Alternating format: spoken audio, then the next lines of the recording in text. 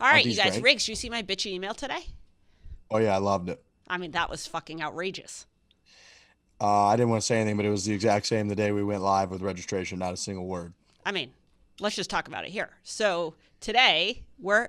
Oh wait. Well, this isn't going to be today by the time this airs. When is this airing? Thursday. All right. So, all right, we're having Riggs, Barstool Riggs, and live event Lisa on for the pod. We're going to talk about the Barstool Classic, which is, I think, one of the grittiest, most fun, most innovative, well-run, premium things we've created here in the last 5 years. Like, I love the Barstool Classic.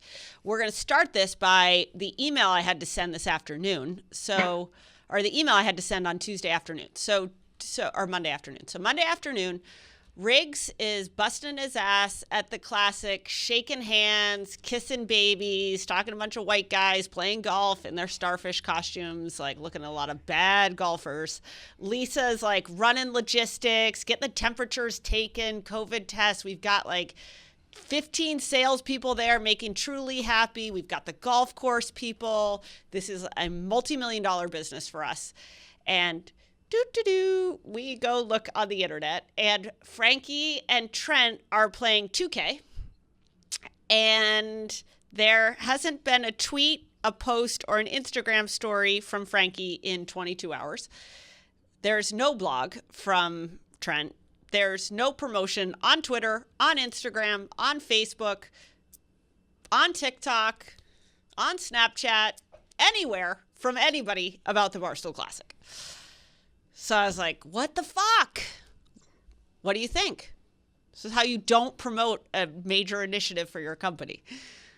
Look, we're busy, right? Like we're in the trenches. Lisa knows that. We're dealing with endless emails about handicaps, about tee times, about everything that could happen. So everybody's busy. I don't know. All we can control is what we're Yeah, all doing, you and can control and is like you. and we talk a ton about the fact that like when we're at the Classic. It's hard work. We're traveling all over the country, but it's also we're with people that are having one Yeah, of the you're top having fun. 5 days of the year. So Yes. like you're surrounded by people that are having a great time. So Mhm. you're just gonna share that. It's like if you go to a resort and you're having a great time, you're like, oh shit, I'm gonna put this on my Instagram story. This is great. So for us, it's like very simple because we're there and we're watching what everybody's doing and we're sharing stuff nonstop. People are excited about it. Like I know, last week I even started getting a few messages from people that are like, we are so pumped to see some Classic Mhm. stuff going up because it's all me and my buddy It's have been here. talking about forever. And I know Lisa gets that too, to the point where like, when people show up, like Lisa knows, when their sons have soccer practice and stuff because they requested like earlier tea time so they could get back and stuff. So, like we're pretty immersed in the damn things. So we're obviously going to share a ton about it. Yeah. And So, oh, go ahead, that's Lisa. like that's like the one thing I think we're really lucky. And sometimes the business side people, like, myself, we don't get to, they don't get to see the people immersed in the event. Like they're on the outskirts a little bit. Like we get to see all these stoolies like come and have the best day. And I think that like makes it even better is like we're actually getting to see these people in their element, and like we see how much people love the Barstool brand. I mean, we know that, but we get to actually like physically see it. Yeah. I think that the how much people care is the single best part of this company. Like I think people care so much whether Lisa you're going crazy about accommodating someone's tea time, or Riggs you're taking 500 pictures with people just because that's what people want. You're so happy to do it. So take a quick step back outside of my rant about the fact that we're not promoting this, which I do think is a problem. For the record, give us an overview, Riggs, of Classic 2021. Number of events, number of cities. Like, give us the lowdown on it. Yeah, so I mean, our biggest thing, I would say the biggest negative about the Classic is how many people want to get in it and Mhm. can't. and it's a good problem to have, right? The Classic sells out so fast. We take that seriously. It's very prideful for us that it sells out that quickly, but it's also sad because it's endless DMs, emails. Lisa gets them, I get them from people that were sitting at the computer, credit card ready to go, buddy ready to go, and can't get in. And we don't have an answer for them because there's only so many events we can do. Now we're doing over 3 times the number of events we did less than 2 years ago when we first started this thing, which was 8. When I walked into your office without a single thing written down, Erika, and just said, I think I got a cool idea. And so we're doing 26 events across 19 different states. 6 or 7 of them we're doing 2 back-to-back days, which, allows us to double the inventory, get as many people as we can without having to change locations. And we're going to do pretty much a 3.5 to 4 day championship at Pinehurst. So it's a big commitment for us, obviously. We got to travel. All those people have to have flights to and from that work on the event. All those people have to have hotels. All that stuff logistically needs to be handled and is done by, Lisa and her team, which is amazing because I think the number one compliment that we get about the Classic is how well it's run. And that doesn't really have that much to do with me. That's pretty much like Lisa and her team just grinding on the bullshit logistics that suck. And luckily I'm in a more of a position, I guess, where it's like big picture, if you will, which is a cliche, where it's like a lot of the stupid, nitty stuff doesn't get to me. It's dealt with by a lot of other people, but again, those people have to be taken care of. And so we're a pretty damn efficient operation. We've done now 31 of these all time, if you include all the qualifiers, all the championships that we've done. And today's event was, I think, the 31st one that we've ever done. So we're pretty good operation, but 26, like if you build in a day on each end of traveling, so 3 days per stop, you're looking at 75, 100 days of actual like physical commitment to each to all the qualifiers, and that's not even including, like I said, a lot of the logistics that go into it. So you're right that it is a very serious operation that we're running, and even though people are there to have fun and some people might have a few too many Trulies and some people might take it more seriously than others, like we take the damn thing very seriously. And I think like what I learned from Barstool top down is that whether it's making people laugh or whether it's entertainment or whether it's a live event, like taking it pretty fucking seriously will deliver a really good product and a really good time. And we do that. Yeah, you guys crushed that. I think I didn't see Lisa from we went home last March. I think I saw Lisa in like January. I think I calculated we all traveled about 15,000 miles last summer. So if we're adding 10 events, we're all going to rack up those frequent flyer miles. We'll get to go on nice vacations. Yeah, that's right. You guys deserve that. Year. Lisa, good story here. Lisa had to actually create frequent flyer accounts for me because I'm a total derelict and I'm lazy and just have never done it. And she's like, is driving her crazy. You're so she literally made a bunch of accounts for me for all the airlines. Good. That's the type of person Lisa is. So Lisa, give a sense of, I think people would be surprised about how many people actually work on this, which is quite a small number. Yeah, I think that's also something that makes it special is, we're not sourcing this out to an events company to help us. We're doing this internally. It's me, Trisha Antolini, who helps me on the logistics side, doing the handicaps, which is a job in and of itself. It's an absolute beast. Riggs will tell you, I text him every other day about gins and grints and my scorecard and what's valid and what's not. And then also Mary Beth Gampia and her team, like Ian, Solomon, Nick, they put the lipstick on the pig, right? Like I get all the dirty work done and, the contract negotiations, and making sure that we have a place to go, and then their team shows up and they make it pretty with all of our sponsor logos and all that stuff. Yeah. So it's a small team effort, but it's a big effort. Yeah, I mean, there's probably under 10 dedicated people, would you say? Probably substantially. Like 6 of us. Yeah, it's amazing. Yeah, and it's funny because I remember, Erika, this is something that when we first got going with the Classic that we internally, debated heavily. Like, should we have an agency? Should we Sure. hire an agency that runs events, that deals with this bullshit to run it? And, everybody had kind of different opinions, and, we were confident that we could do it. But what that actually undertook, and it's not just like, I think that Barstool could put on a fun time, but to also hold the integrity of kind of a nationwide golf tournament with handicaps and shit that Lisa doesn't like. She wasn't trained in like golf handicaps, and there's, head pros at clubs that deal with this every week that have a nightmare, and they literally are head pros that deal with handicaps in golf for a living. So like adding that to the plate has been a nightmare, and probably the hardest part of her job, which again, logistically, you wouldn't even think of. So it is funny. Like, we thought about paying hundreds of thousands of dollars for an agency to do this, and instead we just do it internally. I have such a bias against going external. Like, I just have a visceral reaction to it. It's actually funny. When I was at the WWE last weekend, and they were talking about how they hired an external company to manage all the screens and all the content. And they were like, we don't know. We don't know. We've never done this virtual experience before. And they were telling me that they renegotiate so often. And now they're like, fuck, we could have done this. And I think that that's just what's happening. If you're really good at knowing the brand and knowing the customer and controlling the experience, somebody else won't have the learning curve that we did or somebody else has. But at the end of the day, you'll always do it better and more efficient. Like, I can remember that first year when we went on sale, and what got screwed up with the handicaps? Do you remember? What got screwed up? I remember.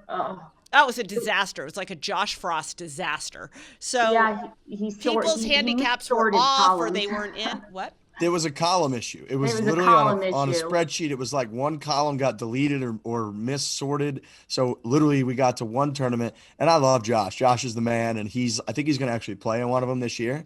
He was my OG on the Classic, but it had worked out so shitty that year for the Granite Link stop, which is where I used to be a member that had like a junior membership out of college. It's a public, like semi-private place. So I know the head pro, I know the people there, and we get there and it was literally, we print all the scorecards. We're trying to have this cool show. The dots are already on there. Like, we're taking care of you guys. Every single handicap in the field was wrong, which made everyone's scorecard like invalid. And the head pros and the people that run it came over to me, and they're like, Riggs, this is a disaster. Like, we work so hard to make sure this never happens. And Josh Frost, who I love, was in fucking Italy on like vacation or something. And it was just the worst.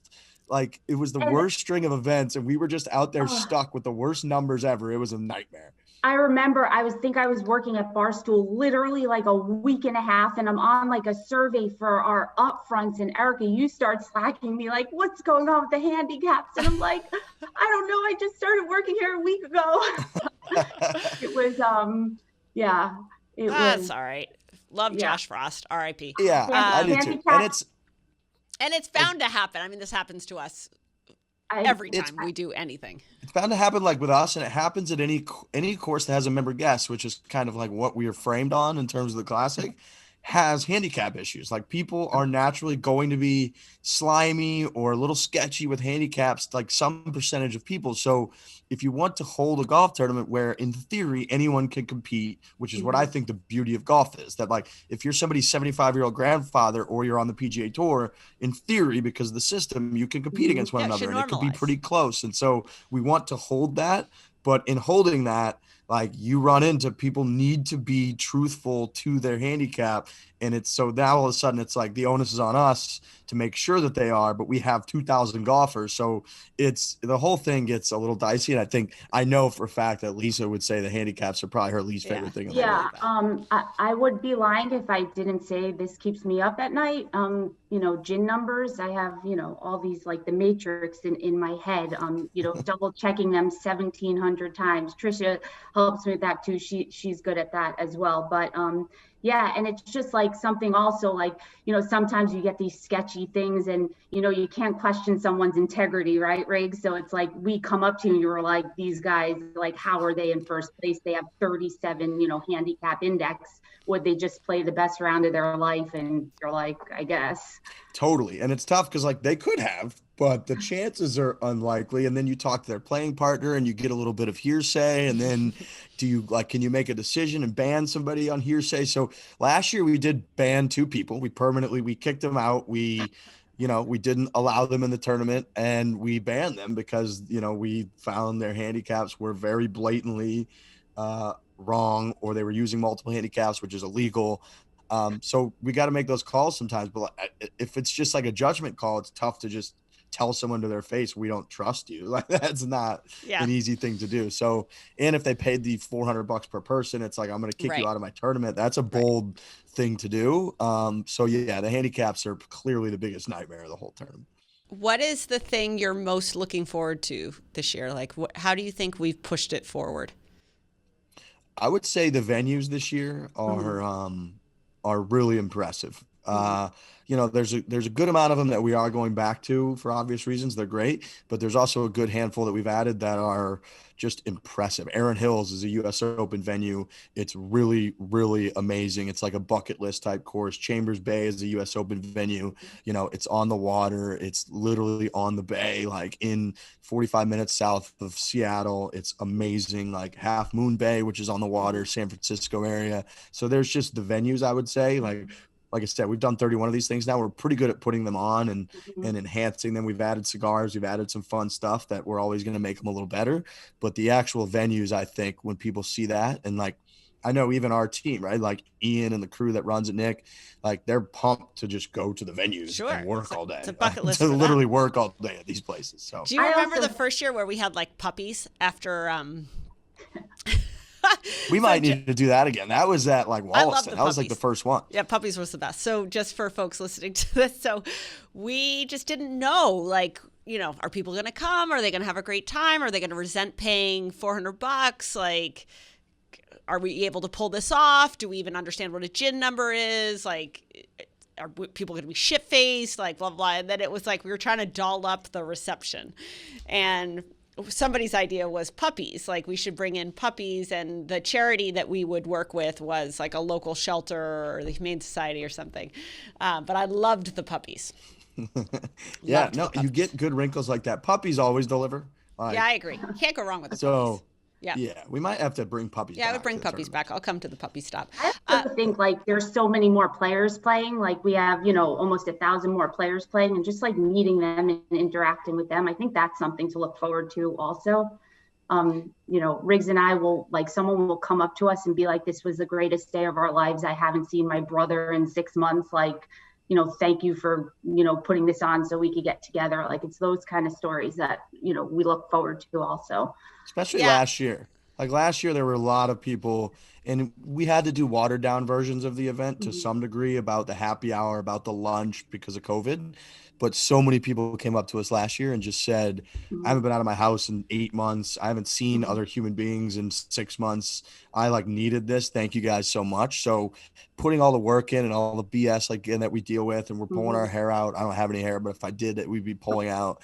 And it's like, when you see people that are just having fun, it's a very immediate sort of satisfaction knowing that like your work is for a good reason. Yeah, it's like you realize that your responsibility is in that moment to have fun with them. Like I realized that when I went I was like, I'm just going to drink all day and play golf, because honestly that's like the best single thing I could do here. Yes. And that's 100% correct. That's correct. Not well, but I also think it's kind of the balance of Barstool, right? Like this whole conversation, like we're pissed that people aren't promoting it. If you're back at the office, your job is to help make this as big as possible.